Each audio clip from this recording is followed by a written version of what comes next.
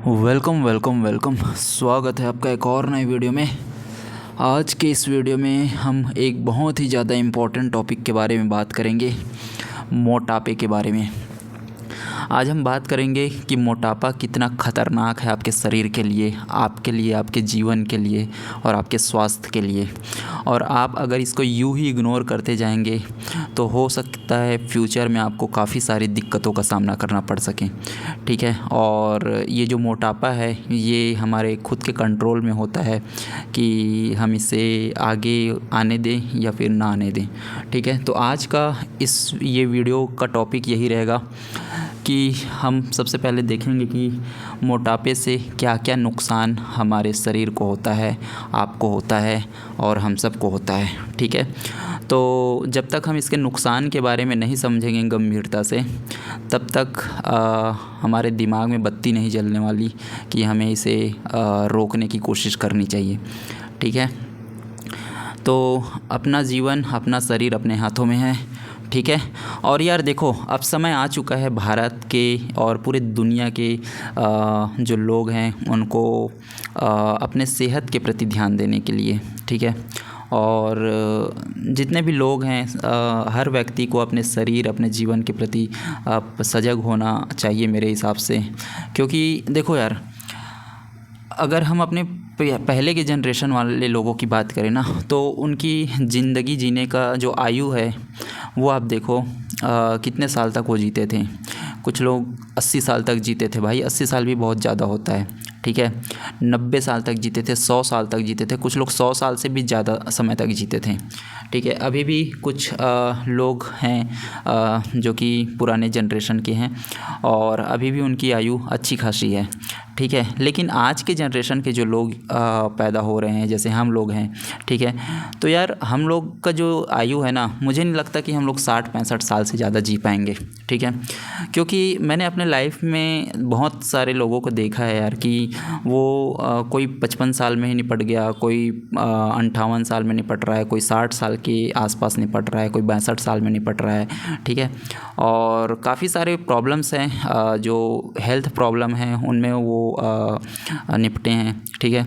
जैसे कि काफ़ी सारे लोगों को हार्ट अटैक हुआ।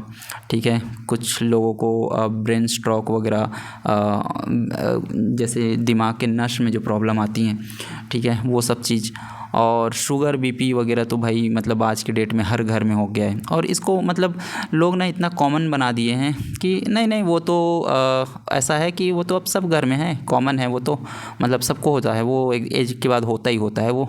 इस तरह से मतलब इसको इस तरह से कॉमन बना के ना अपनी जो केयरलेसनेस, जिसको हम कहेंगे केयरलेस, जिसको कहेंगे अपने शरीर के प्रति, इस चीज़ को लोगों ने दबा दिया है। ठीक है।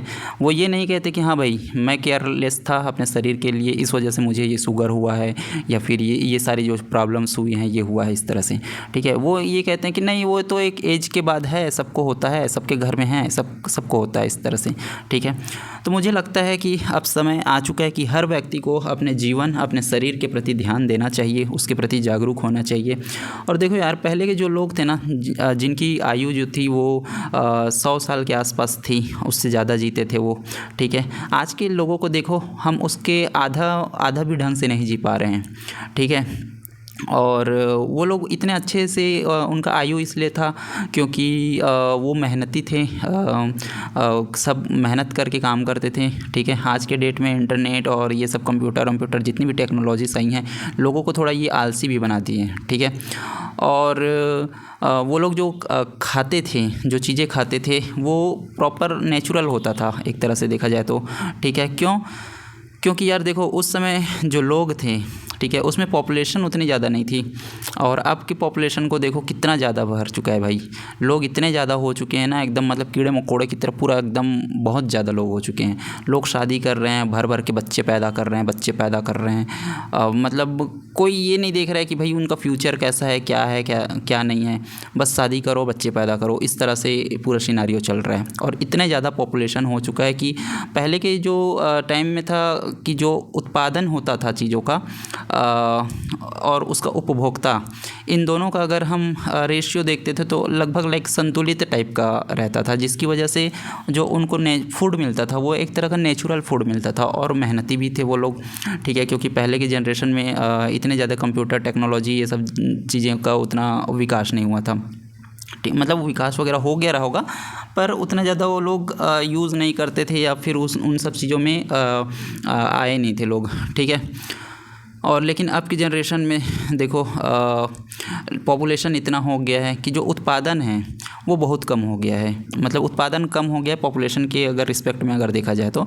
और ये उत्पादन अब भाई उपभोक्ता जो हैं वो बहुत ज़्यादा नंबर में हैं और उत्पादन कम हो रहा है और ज़रूरत सबको है, तो क्या करना पड़ेगा, उत्पादन को डबल करना पड़ेगा, ट्रिपल करना पड़ेगा, चपल करना पड़ेगा, ये सब चीज़ करना पड़ेगा, ठीक है। तो ये सब चीज़ करने के लिए अगर नेचुरली तरीके से चीज़ें होंगी तो बहुत स्लो होगा, ठीक है। तो उसको फास्ट करने के लिए, उसको ज़्यादा क्वांटिटी में करने के लिए लोग तरह तरह की इसमें मिलावटें करते हैं। खेती बाड़ी वगैरह में काफ़ी सारे खाद उर्वरक ये सब दुनिया भर की जो चीज़ें हैं वो सब यूज़ होता है और एट द एंड ये सारी चीज़ जो है ना हमारे ही पेट के अंदर में आता है, खाने के फॉर्म पे या और किसी चीज़ के फॉर्म पे, ठीक है। फलों को किस तरह से पकाया जाता है वो तो आप जानते ही हो, है ना। और बहुत सारी जो चीज़ें हैं उसमें काफ़ी सारी मिलावटें होती हैं जिसकी वजह से at the end human life प्रभावित हो रहा है।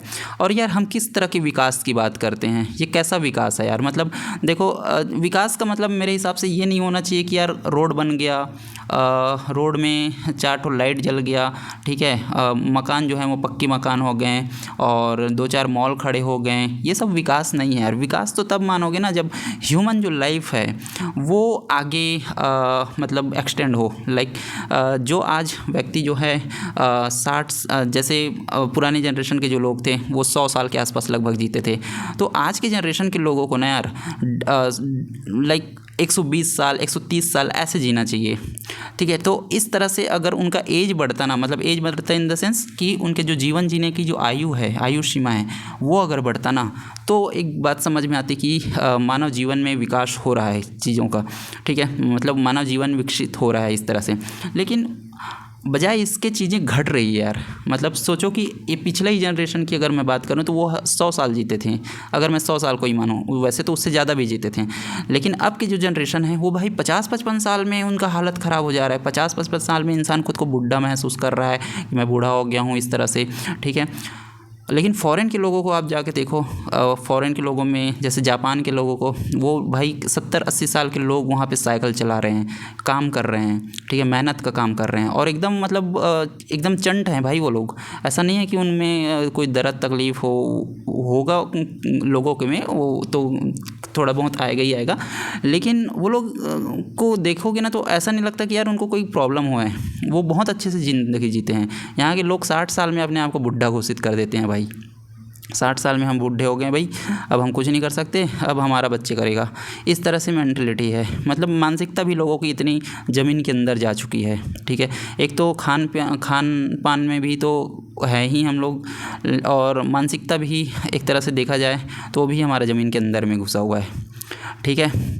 तो देखो ऐसा नहीं है कि फॉरेन्स में कुछ जगहों पर ऐसा भी होगा कि उनका खान पान, उनका रहन सहन, उनकी जीवन शैली हमसे भी बेकार होगी और उनको इम्प्रूवमेंट की ज़रूरत होगी। लेकिन हम जब कुछ चीज़ों को जब हम देखेंगे अपने इम्प्रूवमेंट के तौर पे, तो हम वो एग्जांपल्स को देखेंगे ना जो बेस्ट कर रहे हैं, ठीक है।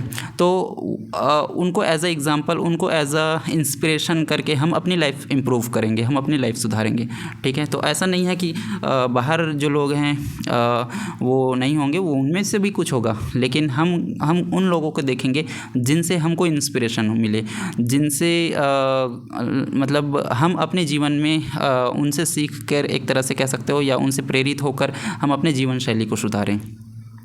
समझ में आ रहा है? तो ये कुछ चीज़ें हैं यार, ठीक है। तो इसलिए आज मैंने इस टॉपिक को सिलेक्ट किया है और मैंने सोचा है कि इस टॉपिक पे बात बिल्कुल करना चाहिए, क्योंकि जब तक आप लोगों को ये नहीं पता चलेगा कि एक बड़ा पेट, एक मोटा पेट और एक भयंकर सब जो पेट निकाल के लोग आजकल घूमते हैं, ठीक है, ये पेट आपको कितना नुकसान पहुंचाता है। इतना बड़ा बड़ा जो पेट निकाल के, मतलब लोगों का जो एक तरह से पेट निकल रहा है, ये कितना नुकसान पहुँचाता है आपको, आपके शरीर को, आपके जीवन शैली को, हर तरह से ये आपको नुकसान पहुँचाता है, ठीक है। है। तो उन्हीं कुछ नुकसानों के बारे में आज हम पॉइंट टू पॉइंट डिस्कस करेंगे। मैं एक एक पॉइंट करके हर एक पॉइंट को डिस्कशन करूँगा और इस वीडियो में मैं आपको ये भी बताऊँगा कि भाई इस वजह से आप डायबिटीज़ की तरफ किस तरह से कैसे जाते हो, लोगों को इतना ज़्यादा शुगर की समस्या क्यों हो रही है, शुगर की बीमारी क्यों हो रही है लोगों को, ठीक है।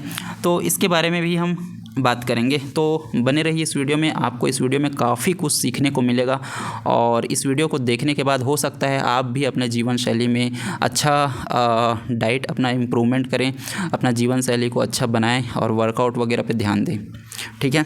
तो देखो जो अगर सपोज़ हमारा पेट बड़ा हो गया है, ठीक है, तो बड़े पेट होने का सबसे पहले तो देखो ये जो पेट है इसका साइज़ बड़ा कैसे होता है, ठीक है। लोगों के पेट निकलते कैसे हैं, क्योंकि वो वर्कआउट नहीं कर रहे हैं, है ना, और दबा दबा के खाए जा रहे हैं, शरीर को जितना ज़रूरत है उससे एक्सेस खाए जा रहे हैं। तो भाई शरीर को जब आप उनकी ज़रूरत के हिसाब से चीज़ें दोगे तो वो ठीक रहेगा, लेकिन उसके ज़रूरत से ज़्यादा चीज़ों को दोगे तो वो कहाँ पे स्टोर करेगा, वो तो आपको कहीं ना कहीं किसी न किसी फॉर्म पे आपके शरीर पे ही स्टोर करेगा चीज़ों को, ठीक है। तो वो कहीं ना कहीं फ़ैट के रूप में हमारे बॉडी में जमा होने लगता है और फैट के साथ साथ काफ़ी सारी चीज़ें प्रॉब्लम्स आने लगती हैं हमारे बॉडी में, जैसे ब्लोटिंग वगैरह के इशू आने लगता है, बहुत सारी चीज़ें होती हैं, ठीक है, जिसकी वजह से जो हमारा पेट है ना वो बहुत धीरे धीरे एक्सपैंड करता है और एक समय के बाद बहुत बड़ा पेट बाहर निकल के आ जाता है, ठीक है, और इससे बहुत ज़्यादा नुकसान होता है हमें, ठीक है। तो देखो मोटे पेट होने का या फिर पेट के बड़े हो जाने का जो सबसे पहला नुकसान है जिसको मैंने यहाँ पे लिखा है वो ये है कि यार देखो झुकने उठने बैठने इन सब चीज़ों में आपको तकलीफ़ होगा, ठीक है। सपोज़ कि आपका पेट निकल गया, ठीक है, आप बाथरूम जा रहे हो, ठीक है, बाथरूम में आपने बाथरूम किया, ठीक है, लेकिन यार अब बाथरूम में वगैरह में पानी डालने के लिए आपको तो झुकना पड़ेगा ना थोड़ा बहुत तो, ठीक है। बाल्टी में आपने पानी भरा, सपोज़ नल नीचे में है, बाल्टी में आपने पानी भरा, अब आप वहाँ पे झुक नहीं रहे हो, ठीक है, क्योंकि आपका पेट बाहर आ गया है, ठीक है, जिसकी वजह से आप क्या कर रहे हो कि भाई उसको वैसे का वैसे छोड़ के आ जा रहे हो अपने मतलब एक एज के बाद 55-60 साल की एज में, ठीक है, और पूरा बाथरूम में स्मेल आ जा रहा है, ठीक है, और बच्चे जब जा रहे हैं आपके घर के बाथरूम में तो आप देख रहे हैं तो भाई एकदम स्मेल आ रहा है वहाँ पे, ठीक है, और फिर वो आपको बोल रहे हैं कि यार आप ऐसा वैसा मत करो, ऐसा करके तो आपको बुरा भी लग रहा है, ठीक है। तो यहाँ पे देखो कि आपका जो पेट है वो आपके झुकने में कितना प्रॉब्लम क्रिएट कर रहा है, आपको अनकंफर्टेबल महसूस करा रहा है, समझ में आ रहा है। तो ये एक प्रॉब्लम है कि आपको झुकने में तकलीफ़ होगी, उठने बैठने में तकलीफ़ होगी, ठीक है। तो ये एक सबसे बड़ा प्रॉब्लम है जो मुझे लगता है पेट के बड़े होने का, ठीक है। दूसरा इसमें जो प्रॉब्लम होता है भाई, और जो सबसे मेन जो प्रॉब्लम है जो आजकल लोग हर घर में इसका मरीज़ देखोगे आप, डायबिटीज़ का ख़तरा, ठीक है, जिसको हम शुगर की बीमारी कहते हैं। भाई पेट बड़े होने का जो सबसे पहला जो मतलब पेट जब बड़ा होता है ना, बड़े पेट का, तो उसमें सबसे ज़्यादा जो खतरा रहता है वो डायबिटीज़ का खतरा रहता है, ठीक है। अब इसे समझो कि भाई डायबिटीज़ कैसे होता है, क्यों होता है, किस तरह से होता है, ठीक है। तो सबसे पहले तो समझो कि हमारा शरीर किस तरह से काम करता है, ठीक है, डायबिटीज़ किसको बोलते हैं और कैसे होता है, ठीक है। तो देखो जब भी हम खाना खाते हैं, ठीक है, तो हम ये देखे हैं कि जो हम लोग खाना भी खाते हैं ना भाई, उस थाली में भी भरपूर मात्रा में एकदम भर भर के हमको कार्ब्स खिलाया जाता है, ठीक है। हम मतलब हमारे इवन माता पिता को भी ये नहीं पता होता है कि हमको उतना कार्ब्स नहीं खाना चाहिए, उतना चावल नहीं खाना चाहिए, ठीक है। हमारे थाली में क्या होना चाहिए, हमारे थाली में प्रॉपर प्रोटीन युक्त खाना होना चाहिए, ठीक है, और काफ़ी उसमें लाइक मिनरल्स युक्त भोजन होना चाहिए, प्रोटीन युक्त खाना होना चाहिए, उसमें विटामिन से भरपूर होना चाहिए, ठीक है। लेकिन हम अपनी थाली में क्या करते हैं, भर के एकदम वो चावल डाल देते हैं, ठीक है। अब चावल से सबसे ज़्यादा हमको क्या मिलता है, कार्बोहाइड्रेट वगैरह मिलता है, ठीक है। एक तो आलू वगैरह हम सब्ज़ी में और यूज़ करते हैं, वहाँ भी हम कार्बोहाइड्रेट लेते हैं, आलू से भी कार्बोहाइड्रेट बहुत ज़्यादा मिलता है, ठीक है। ऊपर से हम रोटी वगैरह खाते हैं, उसमें थोड़ा बहुत फाइबर के साथ साथ उसमें भी हमको कार्बोहाइड्रेट वगैरह मिलता है, ठीक है। तो देखो कि हम कितना कार्ब्स ले रहे हैं, ये जो हम खाना खा रहे हैं, ये हमारा खाना जो है हमारा जब शरीर में पचता है ना, तो ये ग्लूकोज के फॉर्म पे कन्वर्ट होता है, ठीक है। और यही ग्लूकोज हमारे जो शरीर जो कि कोशिकाओं से मिल करके बना हुआ है, जो कि सेल्स से मिल करके बना हुआ है, इनका खाना है, ठीक है। मतलब हम खाना को खाते हैं, लेकिन हमारी जो कोशिकाएं हैं वो ग्लूकोज को खाती है, ठीक है। समझना, थोड़ा ध्यान से समझोगे ना तो ये काफ़ी इंटरेस्टिंग भी लगेगा आपको, और आपको समझ में भी आएगा कि अब प्रॉब्लम कहाँ कहाँ पे चीज़ें हो रही हैं, ठीक है। तो जब हम खाना खाते हैं, चावल वगैरह खाते हैं, जो भी खाना खाते हैं, जब वो पचता है, मतलब हमारे शरीर में जब वो पचता है, ठीक है, तो वो ग्लूकोज में कन्वर्ट होता है, ठीक है। और ये जो ग्लूकोज होता है वो हमारे सेल्स का खाना होता है, हमारी कोशिकाओं का खाना होता है, ठीक है। लेकिन सेल्स जो है इन ग्लूकोज को डायरेक्टली कंज्यूम नहीं करता, ठीक है। मतलब वो डायरेक्टली कंज्यूम नहीं करता, उसके लिए उनको चाहिए इंसुलिन, ठीक है, जो उनको एक तरह से कहना चाहिए कि सेल का मुंह खोलने का काम करती है, ठीक है। मतलब मोटे मोटे तौर पे हम इस तरह से इसको समझ सकते हैं, ठीक है। तो देखो, जब भी हम खाना खाते हैं ना, तो वो जब पचता है तो वो ग्लूकोज में कन्वर्ट होता है। तो जब ग्लूकोज में चीज़ें कन्वर्ट होती है तो ये जो ग्लूकोज है ये हमारे बॉडी के ब्लड के साथ में मिलता है, ठीक है। तो ब्लड में हमारा ग्लूकोज की मात्रा हाई हो जाती है। जैसे ही ब्लड में ग्लूकोज की मात्रा हाई होती है, ये हमारे शरीर के एक जो अंग है जिसको हम पेनक्रियाज कहते हैं, जिसको हम अग्नाशय भी कहते हैं, इसको सिग्नल देता है, ठीक है। अब ये जो पेनक्रियाज होता है, इसमें कई छोटे छोटे सेल्स के क्लस्टर्स पाए जाते हैं, ठीक है। सेल्स मतलब कोशिकाओं के क्लस्टर्स होते हैं जिसमें बीटा सेल्स होती हैं। ये जो बीटा सेल्स होती हैं ये हमारा इंसुलिन नाम के जो एक हार्मोन्स होता है उसको ये जनरेट करती है, उसको ये बनाती है, ठीक है। और ये जो पेनक्रियाज है, इनका जो बीटा सेल है, फाइनली ये जब इंसुलिन को कहना चाहिए कि मतलब रिलीज़ करती हैं, क्योंकि जैसे हमारा ब्लड में शुगर स्पाइक ग्लूकोज स्पाइक होता है, ठीक है, तुरंत एक सिग्नल जाता है पेनक्रियाज को कि भैया इंसुलिन जनरेट करो, क्योंकि ब्लड में ग्लूकोज की मात्रा बहुत भर चुकी है, ठीक है, बढ़ चुकी है। तो फिर पेनक्रियाज का जो बीटा सेल है वो क्या करता है, इंसुलिन रिलीज़ करता है। ये जो इंसुलिन है ये जैसे ही रिलीज़ होता है, ये क्या करता है, इस इंसुलिन का उपयोग कोशिका में होता है, ठीक है। कोशिका के ऊपर इंसुलिन रिसेप्टर्स होते हैं कोशिका में, ठीक है। ये इंसुलिन रिसेप्टर्स के पास में जब इंसुलिन जाता है, इंसुलिन रिसेप्टर्स को सिग्नल देता है, ठीक है। तो एक तरह से इंसुलिन रिसेप्टर्स को ना आप कोशिका का ताला कह सकते हो, उसका मुंह कह सकते हो, उसका मुंह का ताला है, ठीक है। और इंसुलिन को उसका चाबी समझ सकते हो, ठीक है। तो ये क्या करता है, जाके उस इंसुलिन जो है उस इंसुलिन रिसेप्टर्स में जाके वो होता है, और उसके बाद उस ताले को एक तरह से उस कोशिका के मुंह को खोलता है, ठीक है। जैसे इंसुलिन रिसेप्टर्स को सिग्नल मिलता है तो जो ग्लूकोज क्या कहते हैं यार उसको, एक क्या तो कहते हैं उसको, ग्लूकोज ट्रांसपोर्टर, हाँ, ग्लूकोज ट्रांसपोर्टर क्या करता है, जो ब्लड में ग्लूकोज है उसको पकड़ के कोशिका के अंदर लेकर के आता है, और कोशिका के अंदर में ग्लूकोज पहुंच जाता है, ठीक है। और उस ग्लूकोज का उपयोग कोशिका क्या करता है, ATP, adenosine triphosphate, I think मैं गलत नहीं हो तो, ठीक है, एटीपी जनरेट करने का काम करता है, जो कि ये एक तरह का ऊर्जा है, एनर्जी जनरेट हो रही है। तो हमारा जो हर एक कोशिका, जैसे कि हम लोग सांस लेते हैं ना, हम लोग सांस लेते हैं, ऑक्सीजन लेते हैं, कार्बन डाइऑक्साइड गैस बाहर छोड़ते हैं, इसी तरह से हमारी कोशिकाएं भी सांस लेती हैं, ऑक्सीजन ग्रहण करती है, कार्बन डाइऑक्साइड गैस बाहर निकालती है, ठीक है। जो ऑक्सीजन हम लेते हैं, हम अंदर लेते हैं, उन्हीं ऑक्सीजन्स को, वो ऑक्सीजन्स हमारे ब्लड के थ्रू जाता है हमारी कोशिकाओं के पास में, और हमारी कोशिकाएँ उन ऑक्सीजन्स को ग्रहण करती है, और वहाँ से उसके अंदर में जो प्रोसेस होता है वहाँ से कार्बन डाइऑक्साइड बाहर निकलता है, और फाइनली वो कार्बन डाइऑक्साइड हम बाहर निकालते हैं, ठीक है। तो जिस तरह से हम एक बड़ी बॉडी, हम सांस लेते हैं और ऑक्सीजन ग्रहण करते हैं, कार्बन डाइऑक्साइड गैस बाहर निकालते हैं, इसी तरह से हमारी कोशिकाएं भी ऑक्सीजन ग्रहण करती है और कार्बन डाइऑक्साइड गैस बाहर निकालती है, ठीक है। और जैसे हम खाना खाते हैं, हमको भूख लगती है, ठीक है, एक तरह से हम खुद को एक बड़ा कोशिका मान लीजिए, ठीक है, हम खुद एक बड़ा कोशिका है। जैसे हम खाना खाते हैं, हमको भूख लगती है, इसी तरह से हमारी कोशिकाओं को भी भूख लगती है, वो भी खाना खाते हैं, वो भी हम खाना के रूप में हम चावल वावल ये सब चीज़ें खाते हैं, फल फ्रूट ये दुनिया भर की चीज़ें, ठीक है। लेकिन हमारी कोशिकाएं क्या खाती है, हमारी कोशिकाएं ग्लूकोज को खाती है, ठीक है। जो खाना हम खाते हैं वो ग्लूकोज में कन्वर्ट होती है, वो ग्लूकोज ब्लड में मिलता है, ब्लड पूरा कोशिकाओं के तक जाता है उस ग्लूकोज को लेकर के, और इंसुलिन कोशिका के मुंह को खोलने का काम करती है और जाके वो ग्लूकोज कोशिका के अंदर जाती है, जिसके द्वारा कोशिका क्या करता है, एनर्जी का निर्माण करता है। और एक कोशिका एनर्जी का निर्माण जब करता है तो वो एकदम तंदुरुस्त हो जाता है। इसी तरह हमारी बॉडी की सारी कोशिकाएं जब एनर्जी का निर्माण करती है तो एकदम तंदुरुस्त ताकतमय हो जाता है, ठीक है। और इसी तरह से हमारी पूरी बॉडी को ताकत मिलता है और अब हम एकदम ताकतवर महसूस करते हैं। इसलिए देखो, जब खाना खाते हो ना, उसमें ग्लूकोज की मात्रा बहुत ज़्यादा, मतलब जो वो कार्ब्स ही है, कार्ब्स अंदर जाता है तो ग्लूकोज में जल्दी ग्लूकोज में कन्वर्ट होता है और एकदम खाना खाने के बाद हम एकदम एनर्जेटिक फील करते हैं।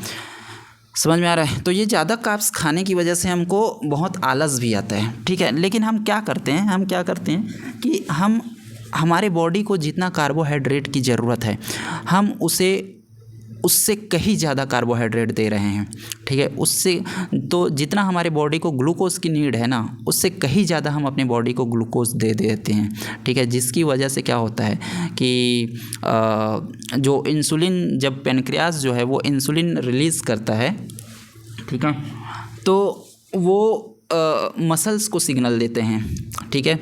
मसल्स को सिग्नल देता है कि भाई मैंने इंसुलिन वो कर दिया है, रिलीज़ कर दिया है, अब जो ब्लड में जो ग्लूकोज है या तो उसका इस्तेमाल करो, ठीक है, या तो फिर उसको स्टोर करो अगर वो एक्सेस है तो, इस तरह से, ठीक है। तो ये क्या करता है, और लीवर को बोलता है कि भाई तू अभी रुक जा, ग्लूकोज बनाना बंद कर। क्यों? क्योंकि लीवर जो है एक्स्ट्रा जो ग्लूकोज होते हैं बॉडी में, उसको ग्लाइकोजन के फॉर्म पे अपने अंदर संचित करके रखता है, मतलब स्टोर करके रखता है मतलब हमारे उसके लिए, इमरजेंसी के लिए, ठीक है, एक स्टॉक के फॉर्म पे, ठीक है। जब हमको भूख लगता है और हमारे पास खाना नहीं होता है तो हमारा जो लीवर होता है उसी ग्लाइकोजन को तोड़ के ग्लूकोज में कन्वर्ट करता है और हमारे ब्लड में मिलाता है, तो हमको ग्लूकोज मिलता है, तो हम थोड़े देर तक सर्वाइव कर पाते हैं, क्योंकि वो हमारे बॉडी के लिए एक तरह से स्टोरेज रखता है, ठीक है। तो यहाँ पे जब इंसुलिन जो है वो पैनक्रियास यानी कि अग्नाशय जो है वो देता है, तो वो उस समय लीवर को बोलता है कि भाई अभी ब्लड में सफिशिएंट अमाउंट में ग्लूकोज है, तो आप अभी ग्लूकोज बनाना बंद करो, ऐसा करके। और बाकी जो मसल्स होते हैं उनको बोलता है कि भैया ये रहा इंसुलिन, और जितने भी ये ग्लूकोज हैं ब्लड में, इसका या तो इस्तेमाल करो या तो फिर इसको स्टोर करो, ठीक है। तो जितना ग्लूकोज इस्तेमाल होना रहता है भाई वो तो हो जाता है, ठीक है। लेकिन जो एक्सेस मात्रा में जो चीज़ें बच जाती हैं वो हमारे बॉडी में फ़ैट के रूप में स्टोर होने लग जाती हैं, ठीक है। अब फ़ैट के रूप में वो हमारे त्वचा के नीचे स्टोर होगा। हमारे त्वचा सबसे पहले तो शरीर जो है एक रिक्वायरमेंट तक उसका यूज़ करती है जितना उसको रिक्वायरमेंट होता है, और जब उसका रिक्वायरमेंट कंप्लीट हो जाता है लेकिन वो देखता है कि भाई एक्सेस अमाउंट में ग्लूकोज है यहाँ पे, ठीक है, तो वो क्या करता है, अपना जो स्टोरेज कोटा है उसको फिल करता है इमरजेंसी के लिए, ठीक है। तो वो इमरजेंसी के लिए जब स्टोरेज कोटा फिल होता है हमारे बॉडी का, तो उसके बाद जो एक्सेस जो चीज़ें बचती है वो फिर भाई वो बनता है फ़ैट, ठीक है। और वो फ़ैट बन के हमारे त्वचा के नीचे, हमारे ऑर्गन्स के चारों तरफ, हमारे बॉडी में बहुत सारे ऑर्गन्स हैं, उसके चारों तरफ वो फ़ैट जमा होने लग जाता है, और उसी से हमारा पेट जो है, जैसे आप हम पेट को ऐसा दबा के देखते हैं ना ऐसा करके, तो इतना मोटा मोटा चद्दर टाइप का हमारा पेट दिखता है, ठीक है। तो जो फैट होता है, ठीक है, तो इतना में आपको थोड़ा बहुत समझ में ये आया होगा कि कैसे हम खाना खाते हैं, कैसे ये चीज़ें ग्लूकोज के फॉर्म पे कन्वर्ट हो रही है। ग्लूकोज को कोशिका को खाना होता है जिससे वो एनर्जी का निर्माण करता है, लेकिन इस ग्लूकोज को डायरेक्टली कोशिका कंज्यूम नहीं करता, उसको इंसुलिन की ज़रूरत होती है। इंसुलिन हमारे बॉडी का जो एक ऑर्गन है पैनक्रियास जिसको कहते हैं, उसमें जो बीटा सेल्स होती हैं वो जनरेट करके कोशिकाओं तक पहुँचाती हैं, ठीक है। तो तब जाके कोशिका ग्लूकोज को अपने अंदर ले पाती है और उससे एनर्जी को जनरेट कर पाती है, ठीक है। तो ये एक मोटा मोटा तरह से आप समझ सकते हो, ठीक है। आप सोचो कि मान लीजिए अगर हमारे बॉडी का ये जो पेनक्रियास जो अंग है, ठीक है, पेनक्रियास जो एक ऑर्गन है, ठीक है, अगर ये कहीं ना कहीं किसी भी तरीके से इसके जो बीटा सेल्स हैं ये ख़राब हो जाए, ये बीटा सेल्स सही से काम ना करें किसी भी वजह से, ठीक है, तो इंसुलिन तो प्रॉपर मात्रा में जनरेट नहीं हो पाएगा, ठीक है।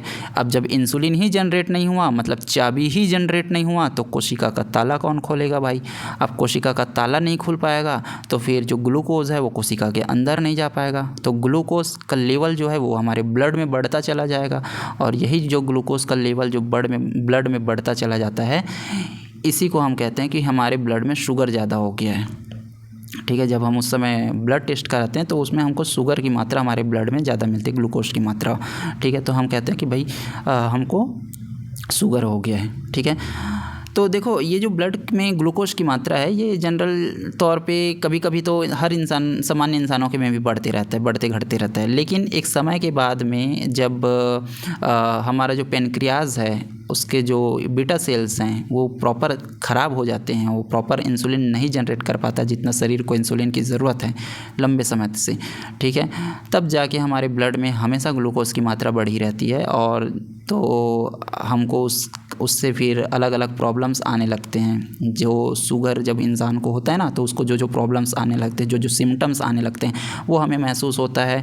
हमें एकदम मतलब लड़खड़ाने लग जाते हैं, हम चलने में हमको दिक्कत होती है, कभी कभी झिनझिनी जैसा फील होता है या जलन जैसा फील होता है हमारे हाथ पैर में। ठीक है, तब हमको पता चलता है कि भाई हमको डॉक्टर से मिलना चाहिए, हमको ये क्या हो रहा है ऐसा करके। और ये जो बड़े बड़े पेट लेके बैठे रहते हैं भाई, फिर ये इनोसेंट बन के डॉक्टर के पास जाते हैं और डॉक्टर को बोलते हैं भैया ये प्रॉब्लम आया है ऐसा करके। फिर डॉक्टर बोलता है कि ब्लड टेस्ट करवाओ, ब्लड टेस्ट में ग्लूकोज का लेवल हाई आता है तो समझ जाते हैं कि भैया यहाँ पे दिक्कत है इनका। ठीक है, शुगर हो चुका है इनको, इस तरह से। तो आप समझ चुके होंगे कि शुगर कैसे हो रहा है लोगों को।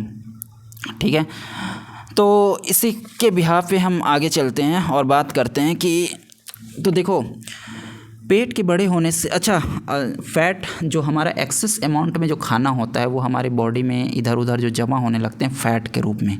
ठीक है, तो ये देखो ये जो फ़ैट होता है ना हमारे बॉडी में, दो तरह के फ़ैट होते हैं। एक तो सबक्यूटेनियस फ़ैट जिसको हम बोलते हैं, ठीक है, और एक दो जो होता है विसरल फैट होता है। ठीक है, तो दो तरह के फ़ैट होते हैं, सबक्यूटेनियस फ़ैट होता है, ठीक है, और दूसरा होता है विसरल फैट होता है। जो सबक्यूटेनियस फ़ैट होता है पहला टाइप जो होता है, ठीक है, ये हमारे त्वचा के नीचे में जो चर्बी जमा होता है जिसको हम फैट कहते हैं, ठीक है, वो होता है। ठीक है, इसको हम जैसे कि हम पेट को अपना छुएंगे ना तो एकदम मोटा मोटा सा ऐसा लेयर महसूस होगा। ये जो फैट होता है ये हमारा सबक्यूटेनियस फैट के अंतर्गत आता है, इसको हम हाथ से छू सकते हैं। ठीक है, लेकिन जो दूसरे तरह का जो फैट होता है जिसको हम विसरल फैट के नाम से जानते हैं, ये हमारे पेट के अंदर में हमारे ऑर्गन्स के चारों तरफ जमने लग जाता है। ठीक है, ये भी एक तरह का फ़ैट है। ठीक है, तो ये जो विसरल फैट है ये ऑर्गन्स के आसपास जो चर्बी जमा होता है उसको हम कह रहे हैं। ठीक है, इसको हम डायरेक्टली देख नहीं सकते, इसको देखने के लिए इमेजिनरी तकनीक का यूज़ किया जाता है मेडिकल में, और CT MRI जैसे चीज़ों का इसमें यूज़ किया जाता है। ठीक है, तो ये ये फ़ैट के दो टाइप हैं। ठीक है, तो जैसे ही हमारे बॉडी में फ़ैट बढ़ता है भाई, जैसे हमने एक्सेस मात्रा में हम डेली के डे हम लगातार एक्सेस मात्रा में खाना खाए जा रहे हैं। ठीक है, और बॉडी को जितना ग्लूकोज चाहिए था वो यूज़ कर ले रहा है, लेकिन एक्सेस ग्लूकोज को वो क्या करेगा, एक्सेस मात्रा में जो खाना जो हम खा रहे हैं वो बॉडी कहाँ पे रखेगा। ठीक है, तो वो बॉडी उसको फ़ैट के फॉर्म पे कन्वर्ट करता है, जिसकी वजह से हमारे बॉडी में फ़ैट हमारे त्वचा हमारे पेट के अंदर में जमा होने लगता है, चाहे वो ऑर्गन्स के चारों तरफ हो या पेट के जो लेयर है उसके जस्ट पीछे जो है वो फ़ैट जमा होने लगता है। ठीक है, इसकी वजह से क्या होता है कि हमारे बॉडी में ना फ़ैट की मात्रा बहुत ज़्यादा बढ़ जाती है। अब ये जो फ़ैट जो होता है ना, इनके जो सेल्स होते हैं इसमें ट्राइग्लिसराइड जो होता है, ठीक है, वो स्टोर्ड होता है। फ़ैट के जो सेल होते हैं, अब फ़ैट भी ना एक तरह का कह सकते हो कि मटेरियल टाइप का है एक तरह से। अब वो भी सेल्स से मिल करके बना होता है। अब उसके सेल्स में ना ट्राइग्लिसराइड जो है वो स्टोर्ड होता है। अब ये ट्राइग्लिसराइड से प्रॉब्लम क्या है कि जब ये ट्राइग्लिसराइड जो होता है ये जो फ़ैट के सेल्स में स्टोर्ड है, जब ये टूटता है ना तो ये फ्री फैटी एसिड्स बनाते हैं। ठीक है, और ये जो फ्री फैटी एसिड्स हैं ये हमारे ब्लड में मिलते हैं, और ब्लड के में मिल करके ये हमारे मसल्स के पास जाते हैं। ठीक है, और मसल्स में ये क्या करता है, ये इंसुलिन सिग्नल के जो पाथवे है उस पर ये गतिरोध उत्पन्न करते हैं, जो कि हमारा जो सेल है वो खाना खाने के लिए जो इंसुलिन उनको चाहिए, ठीक है। वो ग्लूकोज़ को खाने के लिए जो इंसुलिन उनको चाहिए एक चाबी के फॉर्म पे, जो उसका ताला खोलेगा और ग्लूकोज़ उसके अंदर में जाएगा, तो ये उसके पाथवे पे ये मतलब प्रतिरोध उत्पन्न करता है, एक तरह से अवरोध उत्पन्न करता है, ठीक है। उसको रोकने की कोशिश करता है, जिसकी वजह से क्या होता है, इसकी वजह से होता है इंसुलिन सेंसिटिविटी जो होती है वो कम हो जाती है, ठीक है। इंसुलिन सेंसिटिविटी कम हो जाती, कहने का मतलब क्या है कि हमारा जो सेल है वो हमारे ब्लड में इंसुलिन होने के बावजूद भी वो प्रॉपर अच्छे से मतलब रिस्पॉन्ड नहीं कर पाता, ठीक है। एक तरह से जो इंसुलिन है वो उस सेल्स में सही से काम नहीं कर पाता। तो फिर इस कंडीशन में क्या होता है कि पेनक्रियास को सिग्नल जाता है कि भैया, पेनक्रियास को ऐसा लगता है कि भाई बॉडी में इंसुलिन की कमी है, जिसकी वजह से ग्लूकोज अंदर नहीं जा पा रहा है सेल्स के अंदर में। तो फिर क्या करता है, पेनक्रियास और ज़्यादा मात्रा में इंसुलिन मतलब प्रोड्यूस करता है, ठीक है। वो और इंसुलिन प्रोड्यूस करता है। तो इससे क्या होता है कि और इंसुलिन जब पेनक्रियास जो है वो प्रोड्यूस करता है, ठीक है, तो कुछ समय तक ब्लड में जो ग्लूकोज है वो मेंटेन हो सकता है, लेकिन जो ब्लड में इंसुलिन की मात्रा बहुत ज़्यादा यहाँ पे हो जाती है, ठीक है। इसी को बोला जाता है मेडिकल टर्म में हाइपर इंसुलिनेमिया। हाइपर इंसुलिनेमिया इसको मेडिकल टर्म में बोला जाता है, ठीक है। इसी को एक तरह से हम कह सकते हैं कि इंसुलिन रेजिस्टेंस हो जाता है, ठीक है।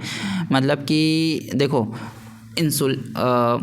जो ये था ट्राइग्लिसरॉल जब टूटा, ट्राइग्लिसरॉल के टूटने से फ्री फैटी एसिड्स बने। फ्री फैटी एसिड्स जो हमारे ब्लड में के थ्रू हमारे मसल्स तक गए, और मसल्स में जाने के बाद ये क्या किया, इंसुलिन सिग्नलिंग जो पाथवे है उसमें रुकावट पैदा कर दिया, जिसकी वजह से इंसुलिन के होने के बावजूद भी ग्लूकोज सेल के अंदर में नहीं जा पा रहा है।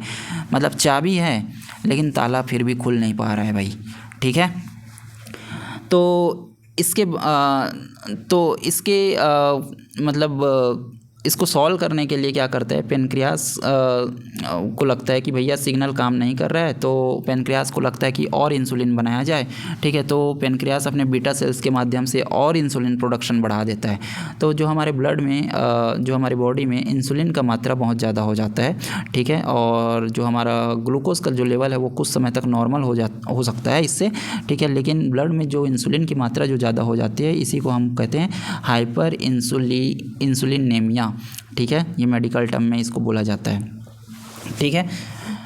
तो अब क्या होता है कि बीटा सेल्स को यहाँ पे तो एक्स्ट्रा काम करना पड़ गया भाई, इंसुलिन तो था पहले से, उसके बावजूद भी इंसुलिन और बनाना पड़ गया इनको, है ना। तो इस तरह से बीटा सेल्स ना लंबे समय तक ये जो एक, अब सोचो ना कि आप काम कर रहे हो दिन भर में, ठीक है, लेकिन एज अ बॉस अगर आपका बॉस आता है और वो कहता है कि यार आपने काम ही नहीं किया है, फिर 12 घंटे काम करो, ठीक है। तो चलो आपने एक दिन 24 घंटे काम कर लिया, ठीक है। 12 घंटा आपने खुद से किया, फिर बॉस को लगा कि भैया काम नहीं हुआ और काम करो 12 घंटे, ऐसे करके।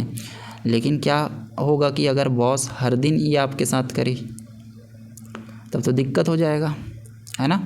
तो आप तो एक दिन थक जाओगे ना, ठीक है, और आप बोलोगे भैया मुझे रिज़ाइन चाहिए। तो इसी तरह से हमारा बीटा सेल्स भी ना इंसुलिन बना बना के थक जाता है भाई, ठीक है। आप और हम उसे थका देते हैं बीटा सेल्स को।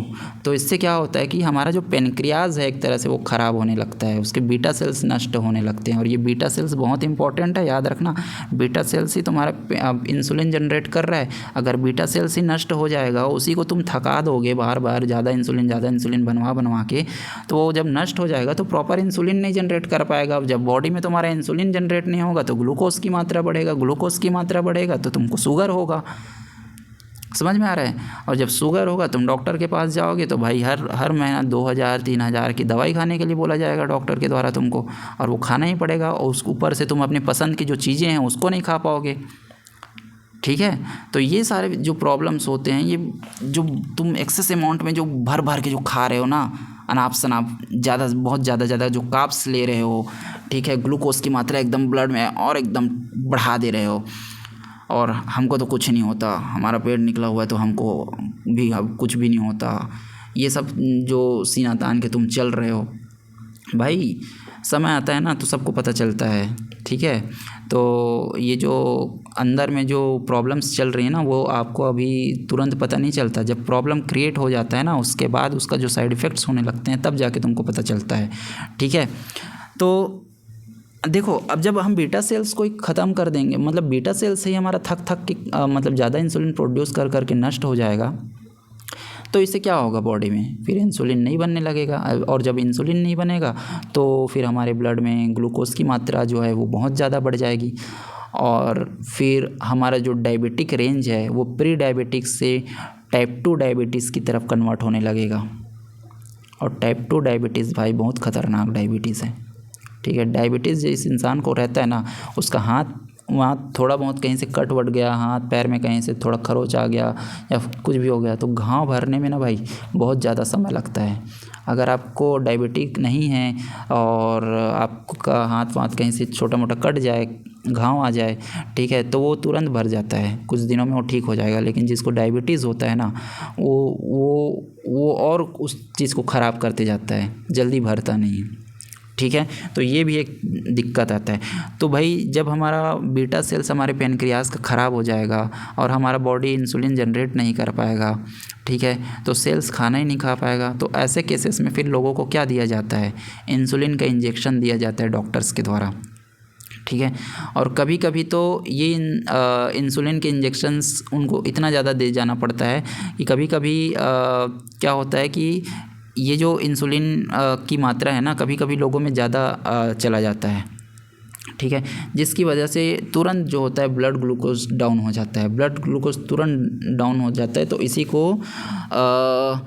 मेडिकल टर्म में बोला जाता है हाइपोग्लाइसेमिया बोला जाता है, ठीक है। इसी को क्या कहा जाता है, हाइपोग्लाइसेमिया कहा जाता है। टाइप 2 डायबिटीज़ जो होता है ना उसके पहले ये देखा जाता है कि जो मरीज़ है, जो पेशेंट है, ठीक है, उसमें जो इंसुलिन क्या है यार, इंसुलिन का जो लेवल है उसमें बढ़ा हुआ देखा जाता है, ठीक है। टाइप 2 डायबिटीज़ के जो पेशेंट है उसमें उसके जो शुरुआती केसेस जो होते हैं उसमें देखा जाता है कि मरीज़ का जो इंसुलिन का लेवल है ना एकदम बढ़ा हुआ मिलता है डॉक्टर्स को, ठीक है। तो ये हो गया कि मतलब आप समझ गए होंगे कि आपको शुगर किस तरह से हो रहा है, ठीक है। अगर ज़्यादा काम करवाओगे बीटा सेल्स से जो पैनक्रियाज के हैं वो थक जाएगा, बेचारा नष्ट हो जाएगा, इंसुलिन क्रिएट नहीं कर पाएगा, ठीक है। ब्लड में आपकी फिर ग्लूकोज की मात्रा बढ़ने लग जाएगी क्योंकि सेल्स उसको खा नहीं पाएंगे और जिसकी वजह से आपको शुगर का इशू आएगा, ठीक है। अब शुगर कम होना किसको बोलते हैं, अब शुगर बीमारी जो होता है कि जिनको उनको एक हम बोलते हैं कि इसका शुगर बढ़ गया है, शुगर ज़्यादा और शुगर कम हो गया है, ऐसा बोलते हैं ना। तो शुगर ज़्यादा बढ़ना भी दिक्कत है, शुगर कम होना भी दिक्कत है बहुत ज़्यादा, ठीक है। तो क्या होता है कि जैसे हम लंबे समय से खाना नहीं खाते हैं, कम खाना खाते हैं, तो इससे क्या होता है बॉडी को प्रॉपर ग्लूकोज नहीं मिल पाता है, ठीक है। ज़्यादा अच्छे से मात्रा में मतलब प्रॉपर जितना उनको नीड है उतना ग्लूकोज नहीं मिल पाता है। तो बॉडी फिर बोलता है कि भाई बॉडी को जो स्टोर करके रखे रहते हैं बॉडी इमरजेंसी पर्पस के लिए, फिर उसको वो यूज़ करना चाहती है। तो इस केस में जो हमारा पैनक्रियाज होती है उसके अंदर जो बीटा सेल्स होती हैं वो एक जो हार्मोन्स रिलीज़ करती हैं उसको बोला जाता है ग्लूकागॉन, ठीक है। अब यहाँ पे इंसुलिन नहीं रिलीज़ कर रहे हैं, पैनक्रियाज को सिग्नल मिला कि भाई ब्लड में ग्लूकोज की मात्रा बहुत ज़्यादा कम है, ठीक है। तो पैनक्रियाज क्या करेगा, ग्लूकागॉन छोड़ेगी, यहाँ पे इंसुलिन नहीं छोड़ेगी क्योंकि यहाँ पे ब्लड में जो ग्लूकोज का मात्रा है कम है। जब ब्लड में ग्लूकोज का मात्रा ज़्यादा होता है तब वो इंसुलिन बनाती है, लेकिन जब ब्लड में ग्लूकोज का मात्रा कम है तब वो लीवर को सिग्नल देने के लिए कि भाई तेरे पास ग्लाइकोजन के फॉर्म पे जो ग्लूकोज जो स्टोर्ड है ना भाई उसको रिलीज़ कर और ग्लूकोज में उसको कन्वर्ट करके बॉडी ब्लड में दे ताकि सेल तक ग्लूकोज पहुंच सके और शरीर को एनर्जी मिल सके इस तरह से। तो इस ऐसे कंडीशंस में लीवर को सिग्नल देने के लिए जो पैनक्रियाज होता है वो ग्लूकागॉन छोड़ती है, ठीक है। तो इस तरह से तो अगर हम लंबे समय से खाना नहीं खाते तो ऑब्वियसली बात है कि हमारा ब्लड में जो शुगर का लेवल है, जो ग्लूकोज का लेवल है वो कम आएगा। ठीक है, तो इसी को एक तरह से कहते हैं कि शुगर कम हो गया करके। ठीक है, तो आगे बढ़ते हैं, इसमें और देखते हैं कि पेट अगर बड़ा है आपका, ठीक है, तो इसमें और क्या क्या दिक्कतें आ सकती है। ठीक है, तो ये तो मैंने बता दिया कि भाई इंसुलिन सेंसिटिविटी कम हो जाती है, जिससे ग्लूकोज उतनी अच्छी तरह से इस्तेमाल नहीं हो पाता हमारे कोशिकाओं के द्वारा। ठीक है, ब्लड में ग्लूकोज की मात्रा बढ़ती है, जिससे कि शुगर बढ़ता है और प्री डायबिटीज़ होता है सबसे पहले, उसके बाद टाइप 1 डायबिटीज़ होता है, उसके बाद टाइप 2 डायबिटीज़ की तरफ हम आगे बढ़ते हैं। ठीक है, और बड़ा पेट होने के एक जो नुकसान है, ठीक है, वो ये है कि हमारे दिल पे भी बहुत ज़्यादा असर पड़ता है भाई। ठीक है, क्यों दिल पे असर पड़ता है? क्योंकि इसमें ट्राइग्लिसराइड का जो लेवल है वो बढ़ जाता है, क्योंकि फैट सेल में ये स्टोर होते हैं। ठीक है, जितना भी हम अतिरिक्त एनर्जी लेते हैं वो ग्लिसरॉइड के रूप में हमारे बॉडी में स्टोर हो रहा है। ठीक है, इसमें जो हमारा गुड कोलेस्ट्रॉल है, HDL जिसको हम कहते हैं, उसका जो लेवल है वो गिरता है। ठीक है, हमको बीपी हमारा ब्लड प्रेशर बढ़ जाता है, इससे ब्लड प्रेशर भी बढ़ता है। ठीक है, और इसमें इंसुलिन रेजिस्टेंस जो कि मैंने आपको अभी बताया, इसकी वजह से तो ये जो ट्राइग्लिसराइड हाई हो जाता है, जो हमारा गुड कोलेस्ट्रॉल है, HDL है, वो कम हो जाता है। ठीक है, और बीपी हमारा बढ़ जाता है, और इंसुलिन रेजिस्टेंस जो हमारा होता है, इन सब चीज़ों की वजह से हमको कार्डियोवैस्कुलर डिसीज़ होने लग जाते हैं। ठीक है, अब ये कार्डियोवैस्कुलर डिसीज़ में कई तरह के डिसीज़ आते हैं भाई।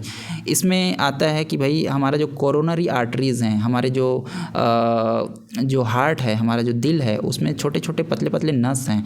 ठीक है, ये कोरोनरी आर्टरीज़ ब्लॉक हो जाते हैं। ठीक है, तो कोरोनरी आर्टरीज़ का जो डिसीज़ होता है, इसका होने का खतरा बढ़ जाता है, इसके ब्लॉकेज का खतरा बढ़ जाता है। ठीक है, क्योंकि उसमें जो कोलेस्ट्रॉल वगैरह जमा होने लग जाएगा, उसमें उसके जो रास्ता है उसमें अवरोध आना स्टार्ट हो जाएगा, जिसकी वजह से वो ब्लॉकेज वो मतलब क्रिएट करेगा, जिसकी वजह से जो हमारा जो हार्ट होता है, हार्ट की जो नीचे वाला जो पोर्शन होता है, उसमें प्रॉपर मात्रा में ब्लड नहीं पहुंच पाएगा। ब्लड ऑक्सीजन को कैरी करके आता है, तो प्रॉपर मात्रा में उसको ऑक्सीजन नहीं मिलेगा। ऑक्सीजन नहीं मिलने की वजह से क्या होता है कि जो हार्ट का नीचे वाला जो पोर्शन है, उसके जो मसल्स होते हैं, वो धीरे धीरे फिर डाई होने लग जाते हैं, मरने लग जाते हैं, धीरे धीरे वो काला काला पड़ने लग जाता है। ठीक है, तो काफ़ी सारे कार्डियोवैस्कुलर डिसीज़ इसमें हमको देखने को मिलता है। ठीक है, इसका जोखिम बहुत ज़्यादा बढ़ जाता है। जैसे कोरोनरी आर्टरीज से रिगार्डिंग जो खतरा होता है वो बढ़ जाता है। हार्ट अटैक, अब भाई देखो, जो कोरोनरी आर्टरीज जो होते हैं उसमें जो अवरोध उत्पन्न हुआ है ब्लड के आने के रास्ते में, ठीक है, जो हमारे हार्ट को पूरा ब्लड सप्लाई करता है। ठीक है, तो क्या होगा कि जब वो जो अवरोध उत्पन्न हो जाएगा, तो नीचे ब्लड के नीचे जो हार्ट के नीचे वाला जो हिस्सा है, उसमें प्रॉपर मात्रा में ब्लड नहीं आ पाएगा। उसके जो मसल्स, हार्ट का जो मसल्स है उसमें बोल रहा हूँ, तो उसमें क्या कहते हैं, ब्लड नहीं आ पाएगा। ब्लड ऑक्सीजन को लेकर के आता है, वो धीरे धीरे काला पड़ने लगेगा, क्योंकि वो जो मसल है उसको प्रॉपर ऑक्सीजन नहीं मिल पा रहा है। धीरे धीरे ना वो मसल डाई होने लगता है। ठीक है, ख़राब होने लगता है, और एक समय के बाद में हमारा जो हार्ट है, जो इस तरह से पंप कर रहा है, ठीक है, ये प्रॉपर अच्छे से पंप नहीं कर पाता, उतना ताकत नहीं लगा पाता, उतना इसमें प्रॉपर इलेक्ट्रिक सिग्नल्स प्रोड्यूस नहीं हो पाते, जिसकी वजह से प्रॉपर धड़क नहीं पाता। फिर अंत में जैसे फिर ये दुख दुख करके जैसे गाड़ी बंद होता है ना, वैसे फिर 1 सेकंड 2 सेकंड के अंदर में निपट जाते हैं इंसान। ठीक है, तो इसमें हार्ट अटैक का खतरा बहुत ज़्यादा रहता है। ठीक है, हार्ट अटैक का रिस्क बढ़ जाता है, क्योंकि ये भी कार्डियोवैस्कुलर डिजीज़ में आता है। ठीक है, ब्रेन स्ट्रोक का खतरा, कि ब्रेन की जो नसें हैं वो जाम हो गई, ठीक है, वो क्लॉट जम गया उसमें, या वो जो ब्रेन का जो नस है कई जगह से थोड़ा फट गया, तो एक जगह से फट गया तो वहाँ पे खून निकलने लगा, तो ब्रेन के अंदर में हमारा खून जमा हो जाता है। ठीक है, तो ये भी एक समस्या इसकी वजह से आ सकती है। ठीक है, हार्ट फेलियर वगैरह हो सकता है। अब हार्ट फेलियर का मतलब ये नहीं कि हार्ट काम नहीं कर रहा है, हार्ट चलना बंद हो गया, ये हार्ट फेलियर नहीं है। हार्ट फेलियर का मतलब ये है कि हमारे हार्ट को जिस लेवल पे हमारे ब्लड को पंप करके हमारे शरीर के बाकी ऑर्गन्स तक पहुंचाना चाहिए, वो उस लेवल में पंप नहीं कर पा रहा है। ठीक है, तो इसी को हम हार्ट फेलियर के रूप में जानते हैं। ठीक है, तो ये जो कार्डियोवैस्कुलर डिसीज़ हैं, ये ये सारे जो ट्राइग्लिसरॉल की मात्रा बढ़ जाती है फ़ैट की वजह से, ठीक है, गुड कोलेस्ट्रॉल की मात्रा कम होती है, बीपी का इशू आता है, इंसुलिन रेजिस्टेंस जो होता है, तो इनकी वजह से होता है। ठीक है, तो आप देख सकते हो कि जो मोटा पेट है, बड़ा पेट है, ये जो फैट है जमा जो हो रहा है चीज़ें, ठीक है, ये दिल पर कितना असर पड़ रहा है आपका, समझ में आ रहा है। तो अगर आपको दिल को अपने सही से रखना है भाई, गाड़ी का इंजन, आप गाड़ी चलाते हो तो प्रॉपर हर 2 महीना 4 महीना 3 महीना में उसका जो वो है इंजन ऑयल है वो चेंज करते हो। ठीक है, आप उस गाड़ी को अच्छे से रन कर पाए, लंबा समय तक टिक पाए करके आप उसके इंजन का कितना ध्यान रखते हो। तो भाई अपने इंजन का भी तो ध्यान देना पड़ेगा ना तुमको। ठीक है, अपने दिल का भी तो ध्यान देना पड़ेगा ना तुमको। तो इतना बड़ा पेट बढ़ा लोगे खा खा के, ठीक है, तो ये कैसे फिर होगा, कैसे आप अपने हार्ट को प्रोटेक्ट कर पाओगे इससे। ठीक है, ये जितने भी डिसीज़ हो रहे हैं ये सब इनकी वजह से भी तो हो रहे हैं। ठीक है, तो अगर आपको इन सब डिसीज़ों को सामना नहीं करना है भाई तो अपने खाने पीने पर ध्यान दो। ठीक है, एक्सरसाइज पर ध्यान दो। ठीक है, उतनी ही मात्रा में खाओ जितनी मात्रा में तुमको ज़रूरत है। खाना जो खा रहे हो उसमें प्रोटीन युक्त खाना हो, उसमें मिनरल्स हो, उसमें जो विटामिन्स हो वो प्रॉपर हो, उसमें माइक्रो न्यूट्रिएंट्स ये सब चीज़ें अच्छे से हो। ठीक है, तो इस तरह से खाना खाओ। ठीक है, ये नहीं कि पूरा काप्स बचपन से खा रहे हैं। ठीक है, उसके बाद जो बड़ा पेट है उसकी वजह से फैटी लीवर की भी समस्या देखने को मिलती है भाई। फैटी लीवर बहुत बेकार चीज़ है भाई।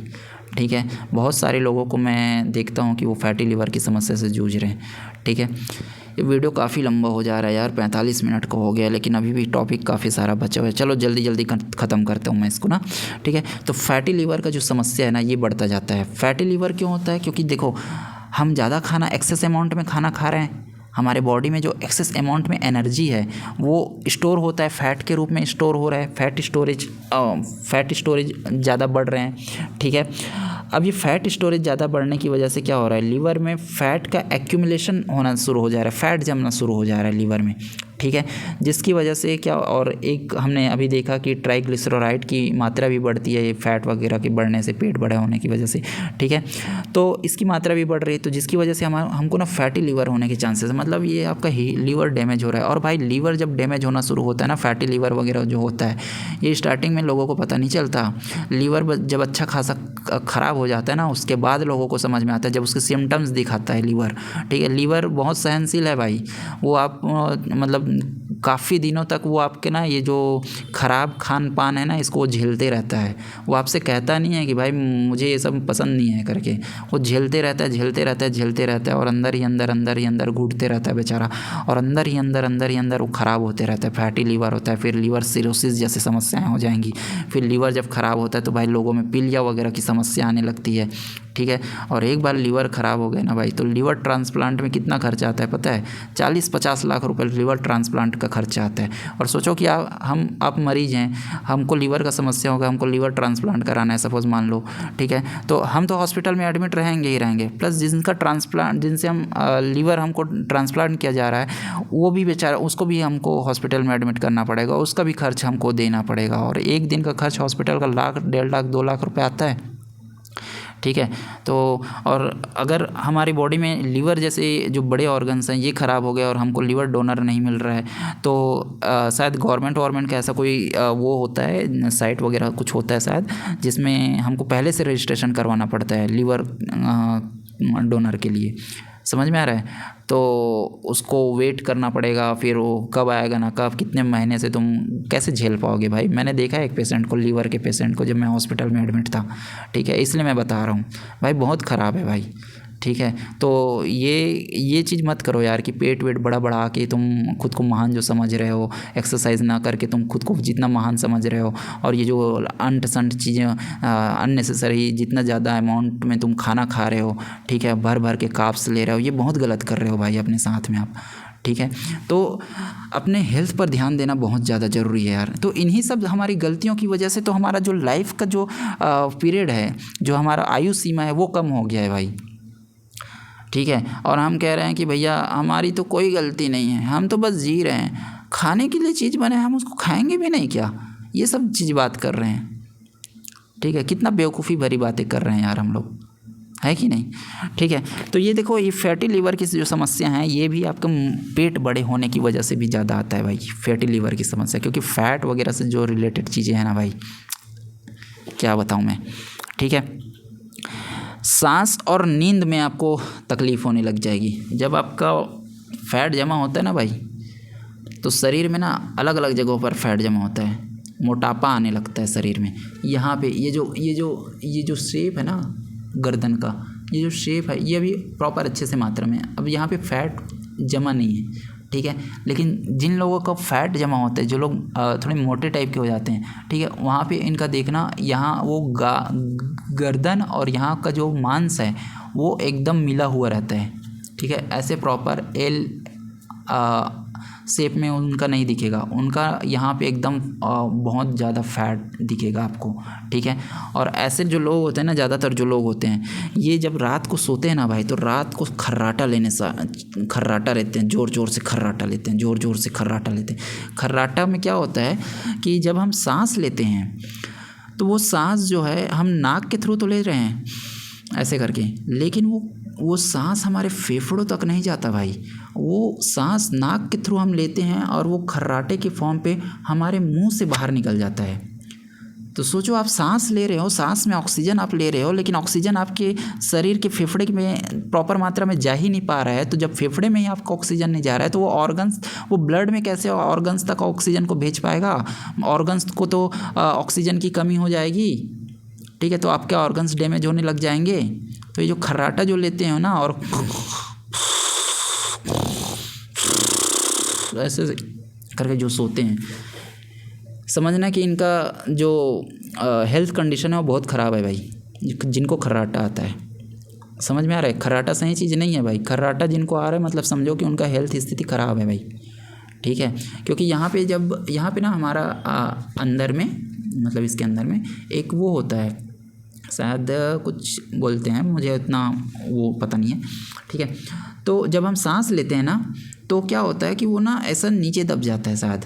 ठीक है, तो जो हमारा जो श्वसन नली है ना, उसको ब्लॉक कर देता है वो, क्योंकि यहाँ पे फैट जम जाता है। फैट का जो वेट होता है ना, इसकी वजह से वो ना नीचे ऐसा दब जाता है, जिसकी वजह से हमारा श्वसन नली को ना वो ब्लॉक करते जाता है बार बार। तो जब हम सांस लेते हैं ना, तो सांस, अब श्वसन नली तो ब्लॉक हो कर रहा है, ठीक है, तो वो सांस ज़बरदस्ती हमारे मुँह से बाहर निकलता है। तो फिर ऐसा होता है,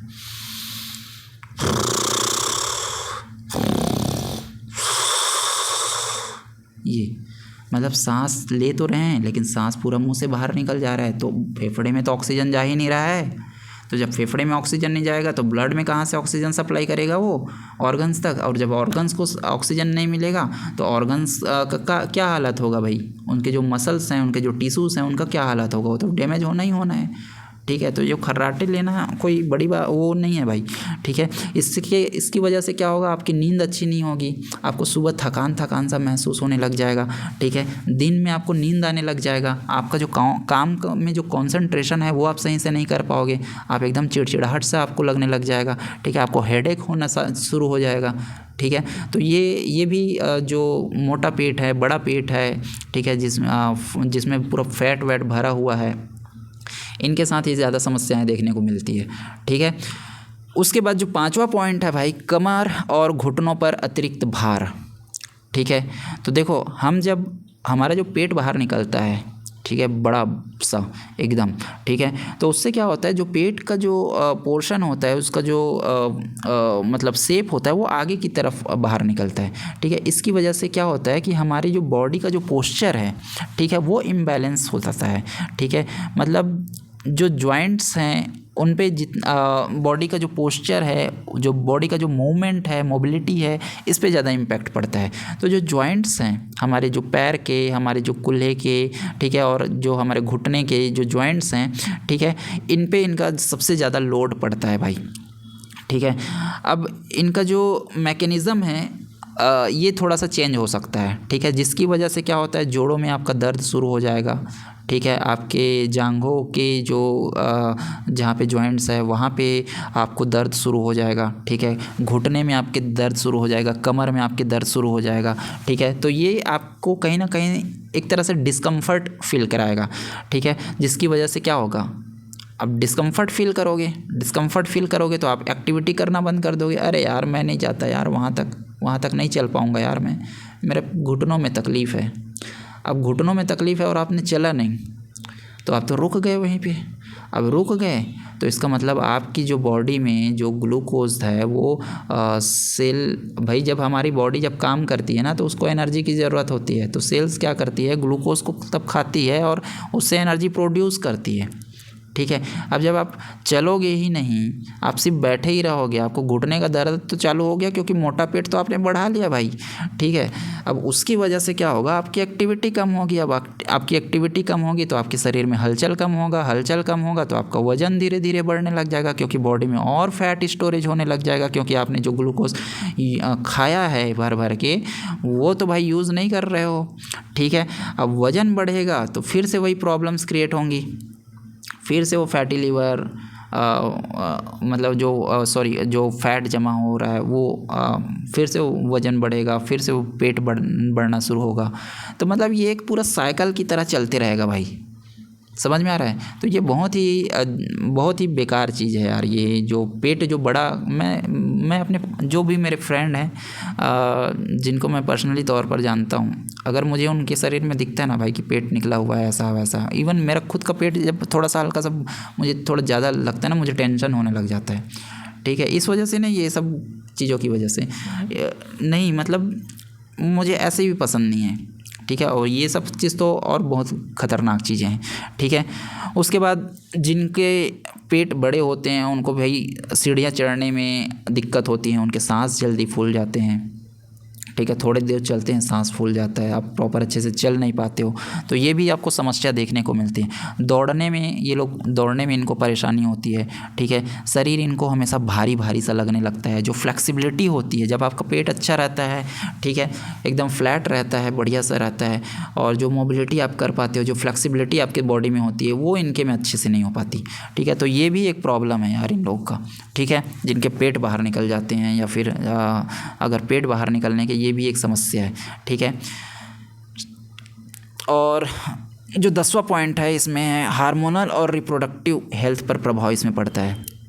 ठीक है, लंबे समय तक जब हम ओबेसिटी या मेटाबॉलिक डिसफंक्शन होता है हमारे शरीर में, तो हमारे जो हार्मोनल हेल्थ पर भी इसका बहुत ज़्यादा इम्पैक्ट पड़ता है। ठीक है, हार्मोनल हेल्थ एक तरह से जैसे कि टेस्टोस्टेरोन का लेवल इसमें थोड़ा सा, खैर ये इससे पेट बढ़ने से भी टेस्टोस्टेरोन का लेवल कम नहीं होता है ऐसा माना जाता है, पर ये भी एक रीज़न है उसका। ठीक है, और काफ़ी सारे हार्मोनल इम्बैलेंस जैसे चीज़ें क्रिएट होने लग जाती हैं, तो मूड अच्छा नहीं रहता, और भी कई समस्याएं हैं हार्मोन से रिगार्डिंग। ठीक है, तो वो जनरेट होने लग जाते हैं। ठीक है, दूसरा है मानसिक सामाजिक असर इसमें आपको देखने को मिलेगा भाई। ठीक है, आपका पेट अगर बड़ा हो गया भाई तो आपको कपड़े पहनने में दिक्कत होगी, लोगों के साथ जाने में आपको थोड़ा सा अजीब सा फील होने लग जाएगा। ठीक है, लुक आपका ख़राब दिखने को होता है उसमें। ठीक है, और एक जो जैसे मान लो सपोज किसी का पेट निकला हुआ है, ठीक है, तो उनको देखने पे ना ऐसा लगता है कि यार ये बंदा कितना केयरलेस है यार, अपने शरीर के चीज़ों को लेकर के कितना केयरलेस है इंसान। ठीक है, कितना बड़ा पेट निकाल लिया है, और इनको कोई मतलब अभी भी इनका ना तो डाइट सुधरा होगा, ना एक्सरसाइज करते होंगे ये। ठीक है, तो उनको देख के ही थोड़ा सा ना, मतलब इससे ये सब चीज़ों पे भी आपका इम्पैक्ट पड़ सकता है भाई। ठीक है, तो ये मतलब पेट वेट निकलना ना यार बहुत बेकार चीज़ है यार। आपको इतना सारा चीज़ मैंने बताया। ठीक है, अगर अब भी आप अपने खाने पीने पर ध्यान नहीं दोगे, अपने एक्सरसाइज पर ध्यान नहीं दोगे, हमारे मतलब कंट्री में ज़्यादातर जो लोग होते हैं चलने को एक्सरसाइज समझते हैं। ठीक है, जो 40 साल 50 साल के जो वो होते हैं ना, वो घर वाले भी क्या बोलते हैं, जिम जाने की क्या ज़रूरत है तुम्हें, जाके पैदल टहल के आ जाए यहाँ से वहाँ तक 2 किलोमीटर टहल। तो भाई चलने से उतना फ़ायदा नहीं होगा यार। ठीक है, ये लोग ना अपने एक तरह से कहना चाहिए कि क्या बोलूँ यार, इसको क्या बोलूँ, मैं एकदम हार्ड वर्ड यूज़ नहीं करना चाहता। ठीक है, वरना मुझे तो ये लोग एक तरह से लाइक अपना निकम्मापंती कह सकते हो यार। ठीक है, निकम्मापंती को हम लोग छुपाने के लिए ना पैदल चलते रहते हैं। ठीक है, पैदल चलने से ज़्यादा कोई फ़ायदा नहीं होता भाई। ठीक है, जिम जाओ, एक्सरसाइज करो, स्ट्रेंथ ट्रेनिंग करो। ठीक है, उससे तुमको फ़ायदा होगा। रनिंग करो, रनिंग, उससे तुमको फ़ायदा होगा। ठीक है, तो ये सिर्फ पैदल चल लेने से, 2 किलोमीटर पैदल चल लेने से इन्हीं सब पूरा पेट निकला हुआ है भाई। ठीक है, तो ये मत सोचना कि पैदल चल के तुम बहुत बड़ा महान काम कर दे रहे हो और जिम विम को पूरा बंद कर देना चाहिए, इससे सब चीज़ हो जाता है। ठीक है, योगा वोगा करने से भाई उतना ज़्यादा इफेक्टिव नहीं है। योगा करने से माइंड रिलैक्सेशन होता है, मेडिटेशन करने से माइंड रिलैक्सेशन होता है, वो बात अलग है। लेकिन ये पूरा बॉडी का जो फैट वेट है, ये जो वेट है, ठीक है, और ये जो पेट निकलने वाली जो समस्याएं हैं, प्रॉपर इन सब चीज़ों से हल नहीं होगा। आपको प्रॉपर एक्सरसाइज करना पड़ेगा, आपको जिम जाना पड़ेगा, आपको स्ट्रेंथ ट्रेनिंग लेनी पड़ेगी। हैवी वेट मत उठाओ, लेकिन थोड़ा सा अपने ताकत के हिसाब से, ठीक है, थोड़ा सा स्ट्रेंथ ट्रेनिंग करो। ठीक है, एब्स एक्सरसाइज करो। ठीक है, तो इन सब चीज़ों से जो हमारे ऑर्गन्स के अंदर में जो फैट जमा होता है ना, मतलब ऑर्गन्स के भीतर में नहीं, मतलब ऑर्गन्स के जो चारों तरफ में, पेट के अंदर में, उसको हम जैसे एब्स एक्सरसाइज वगैरह भी करते हैं ना भाई, तो वो भी तुरंत रिमूव नहीं होता। ठीक है, मतलब एब्स एक्सरसाइज वगैरह करने से हम उस एक मतलब सोचो, इसलिए तो जब हमारा जो पेट का जो फैट होता है ना, वो जिम जा के भी आप थक गए रहोगे ना, तो भी जल्दी कम नहीं होता, बंद तुरंत जाएगा ये, लेकिन कम बहुत मुश्किल से होता है भाई, बहुत आराम से होता है। ठीक है, तो जब आपका बॉडी का ओवरऑल फैट कम होने लगता है ना, तो ये ऑर्गन्स के चारों तरफ के जो फैट होते हैं वो भी धीरे धीरे धीरे धीरे कम होने लगता है।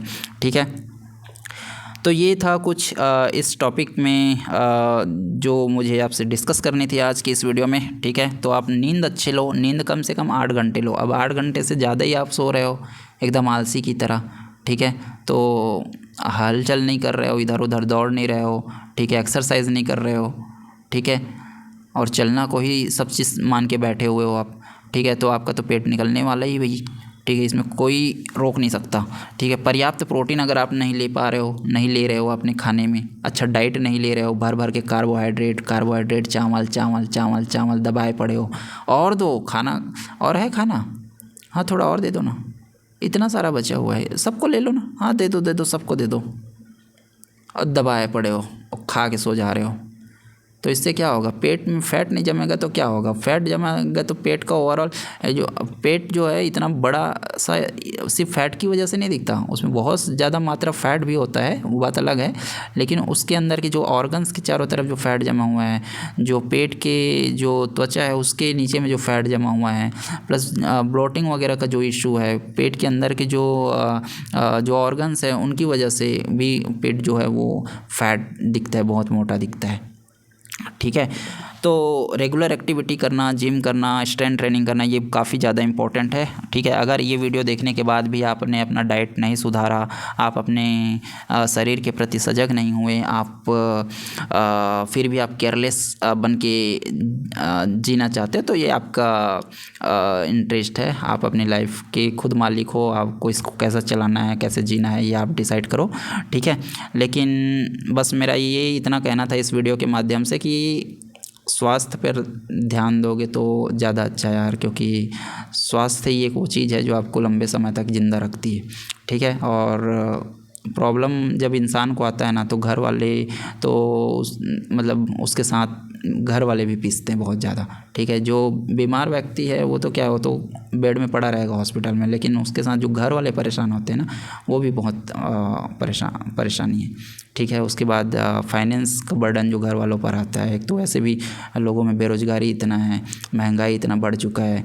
ठीक है, तो बहुत ज़्यादा दिक्कत है भाई। ठीक है, तो अपने बॉडी पे ध्यान दो, इम्प्रूवमेंट करो, ताकि आपकी लाइफ अच्छी हो सके। मैं ये आपकी लाइफ अच्छी हो सके इसलिए बोल रहा हूँ। ठीक है, और मेरा इसमें ऐसा कोई गलत मैसेज नहीं है किसी के लिए या किसी की बॉडी शेमिंग वगैरह करने का ये सब उद्देश्य नहीं है मेरा, ठीक है। मैं बस चाहता हूँ कि जिनका पेट नहीं निकला है वो पेट ना निकाले, और जिनका पेट निकल भी गया है तो वो कोशिश करें, एक्सरसाइज वगैरह करें और अपने हेल्थ को अच्छा करें, इम्प्रूव करें, ताकि एक अच्छा जीवन की तरफ आगे बढ़ सकें, एक अच्छा लाइफ उनको मिल सके और वो लंबा जी सकें, ठीक है। तो इस वीडियो में मैं इतना ही रखना चाहूँगा। आगे की कुछ वीडियो में हम कुछ और नए टॉपिक को लेंगे, और ये वीडियो काफ़ी लंबा हो चुका है और लेकिन ये वीडियो काफ़ी इन्फॉर्मेटिव है। अगर आपने पूरा वीडियो देखा है तो मैं ये समझ सकता हूँ कि आप अपने हेल्थ के लिए जागरूक हैं, ठीक है। तो मिलते हैं नेक्स्ट वीडियो में, तब तक के लिए गुड बाय। और अगर चैनल पर नए हो तो चैनल को सब्सक्राइब कर लीजिए, और ये वीडियो जो है वो अपने फ्रेंड्स, अपने फैमिली वाले सबके पास शेयर कर दो, ठीक है, ताकि उनको पता चले कि भाई पेट निकाल के कितना महान काम कर लिए हैं, ठीक है। और अगर नहीं किए हैं तो अच्छी बात है, और अगर कर लिए हैं तो इस वीडियो को देखने के बाद शायद वो एक्सरसाइज करना शुरू कर दे, ठीक है। Bye bye, thank you.